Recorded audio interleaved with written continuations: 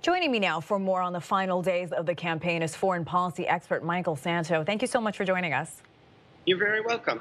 So days before the voters hit the polls, we're seeing new poll numbers that show Prime Minister Netanyahu and his rival Benny Gantz in a virtual tie. Netanyahu does have a narrow lead at this point. So talk to us. What does that mean if it does end in a virtual tie? I mean, it means 3 elections that Netanyahu has been unsuccessful to form a coalition. So I disagree with Netanyahu trying again because he risks becoming a 3-time loser. Michael, let's talk about Benny Gantz firing one of his top advisors after the advisor was heard calling Gantz stupid and incompetent. How do you think this move will play out as voters head to the polls in less than 3 days?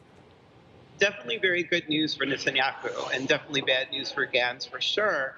But my concern continues to be that Netanyahu has indictment and it raises conflicts of interest and issues having to do with the integrity of Israel's democracy and judicial process, on top of the fact that Netanyahu has failed to form a coalition already twice, and he's risking failing 3 times.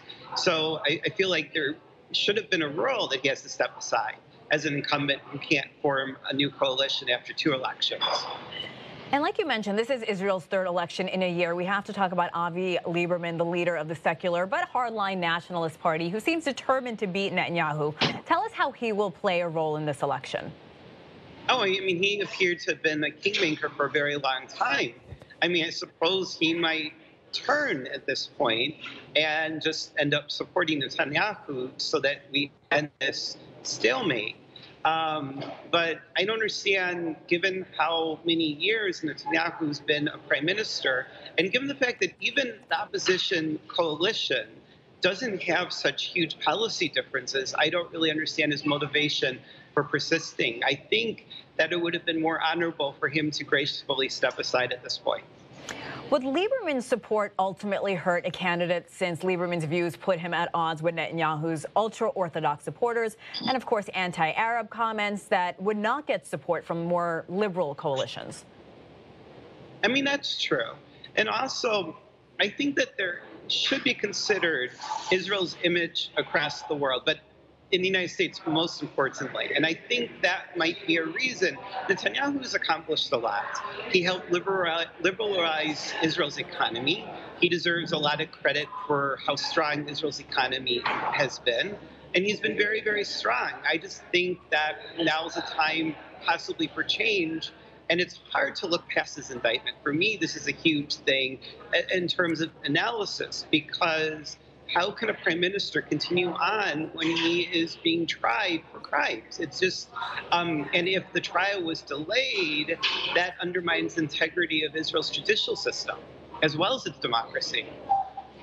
Now, Lieberman is signaling that he's open to forming Israel's version of a minority government led by the Blue and White Party. Michael, what does that mean? Well, I mean, I think it's a creative solution to form a different coalition. But I'm not sure it'll quite work as long as Netanyahu doesn't step aside, or as long as he's not replaced as the main candidate. So I think, I mean, it's like Groundhog Day. We keep repeating the same scenario, and we keep getting the same result. I mean, I think people who actually feel like Netanyahu has outlasted his time might actually prefer he just wins outright, so that we're not stuck in this stalemate that weakens Israel's democracy, which thankfully is very, very strong. In another country, I think that there would be significant damage by having 3 elections in 1 year, although we see this kind of drama even playing out in Great Britain. So Israel has company of leading democracies with crazy election scenarios. Or you could think of the U.S. elections in 2000. Sure.